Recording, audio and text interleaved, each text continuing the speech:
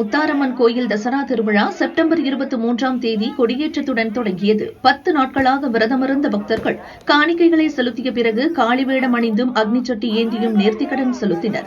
விழாவின் முக்கிய நிகழ்வான சூரசம்ஹாரம் நள்ளிரவு 12 மணிக்கு நடந்தது. அம்மன் சிம்ம வாகனத்தில் மகிஷாசுர மர்தினி கோலத்தில் கடற்கரையில் எழுந்தருளி மகிஷாசூரனை 4 வித உருவங்களை எழுந்தருளி வதம் செய்தார். இதனை லட்சக்கணக்கான பக்தர்கள் கடற்கரையில் திரண்டு தரிசனம் செய்தனர்.